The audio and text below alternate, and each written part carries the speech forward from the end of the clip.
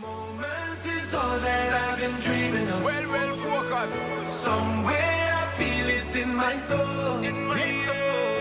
One chance is everything we've waited for. It's our time, so let me take it home and knock it out of this world. Out of this world where we going. Yeah.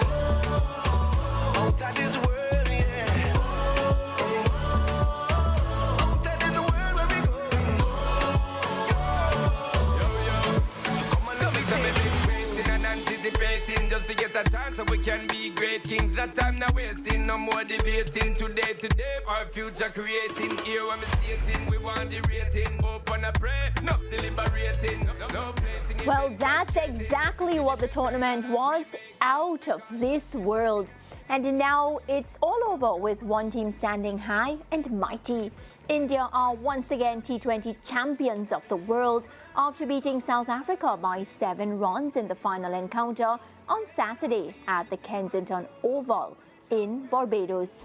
Well, this is the first time India lifted a global senior title since the ICC Champions Trophy, that win back in 2013, the second time winning the T20 World Cup, winning the inaugural tournament in 2007. So, Lance, we have a lot to unpack this afternoon. India are champions. They are the T20 World Cup champions 2024.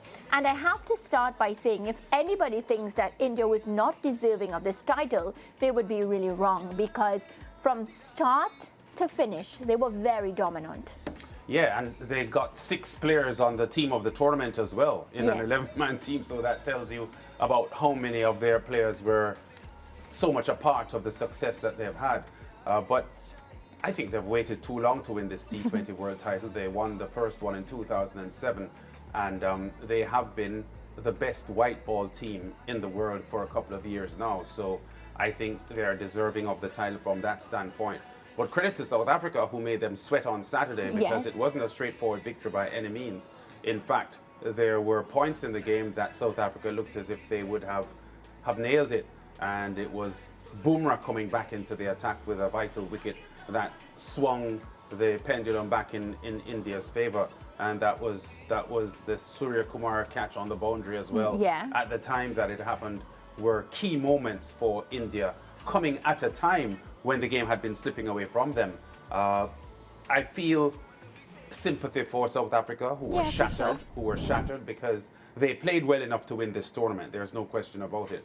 And they, at certain points in the game on Saturday, did appear as if they had the upper hand. And I saw the Captain Markram post-game looking completely devastated. There were shots of some of the players crying and so on. Yeah. And disappointment for South Africa, who were contesting their first white ball final in history, which is a little bit of a surprise because they have been a top team in world cricket now for decades, South Africa. But I can't say too much about the Indians, who I have glorified on the show for a couple of years now because of the number of match winners in their team. They have so many match winners. And I don't think anyone can honestly contest the 6 players from their team that made it to the team of the tournament. Afghanistan getting 3, which is significant because they were very, very good as well, Afghanistan, as semi-finalists. And We have one, Nicholas Pooran. Nicholas Pooran, the only West Indian, and he deserved his spot as well. He was really, really good. Got out disappointingly in a couple of key games, but Pooran is a class act, and he's still young, and I think there is still a lot more to come from Nicholas Pooran. But India, they were actually stuck in Barbados because of the Hurricane Beryl, and the airport closed. So I don't think they have left yet. But congrats to the Indians, because, as you said, they played consistently well throughout the entire tournament. Yeah, and they have a lot of quality players in their setup. Agreed. Have to, of course, agree with you when you speak about the quality of players. Many a times, even on this show, we say sometimes India's B team can beat some of the other countries' A teams. That's just to speak about the quality of players, the system that's in place when it comes to Indian cricket, and just the structure and everything. Because as one player goes, there's always that other youngster that's ready and perfectly in good condition to occupy that spot. And we'll talk about that in this segment for sure.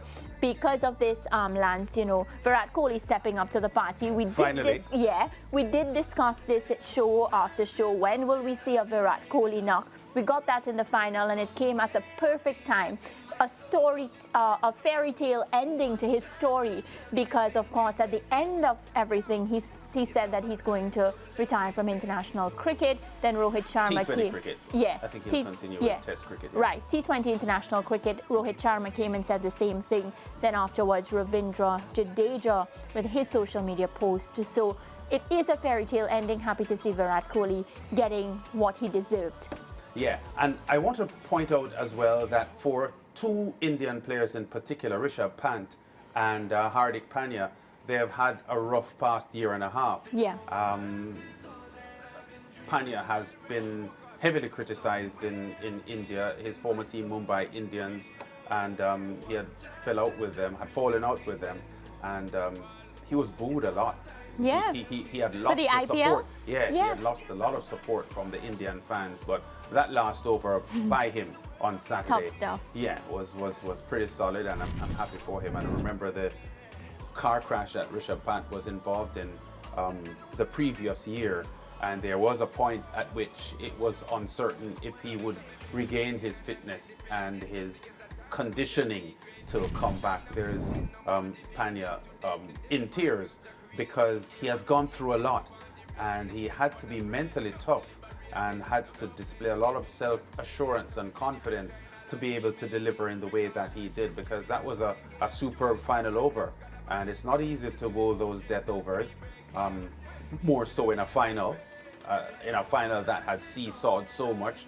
So I think Rishabh Pant and Hardik Pandya were two players that I personally would feel happy for because of what they have gone through in the past year. Yeah, and one of the things I've learned as a student of this game is that Indian cricket and their followers and their fans, they're not very easy to deal with, Lance. Of course, when you do well, they put you high up, and it goes for, you know, different countries, but I just find it very, very pronounced when it comes to India because of the way the fans respond when the players don't step up in the manner that they expected. So I get the point that you're making about these players that have been, of course, when it comes to these players at the forefront, and a lot of people criticizing them for not doing and living up to the expectations that they have of them. Now, one player that really stepped up for this tournament was Jasperbura. He was named player of the series, the entire competition. And Lance, he had a total of 15 wickets. And the thing about him is he's very versatile because he comes on at different moments and he's able to get the job done for his team. Yeah, Bumrah is a special talent. He has a very unorthodox bowling style.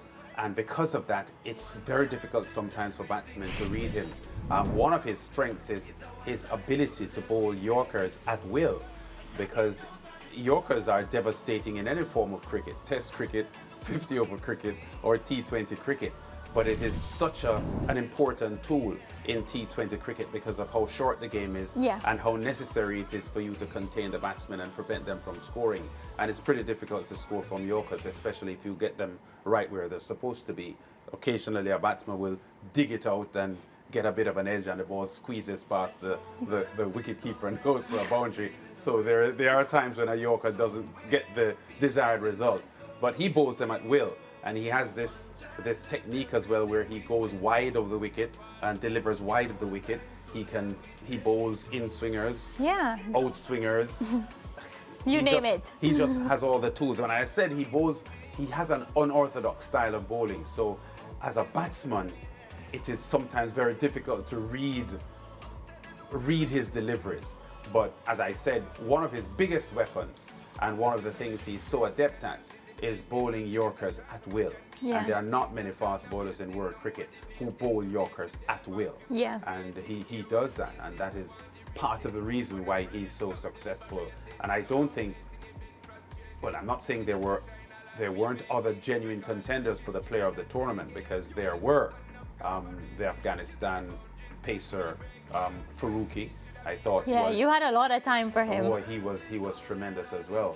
And there were solid performances. Even Heinrich Klaassen for me, because with the bat he continued to dominate the South African. Yeah, but I don't think, especially since they ended up winning the tournament, that anyone could honestly criticize the tournament MVP award to Jasperbura.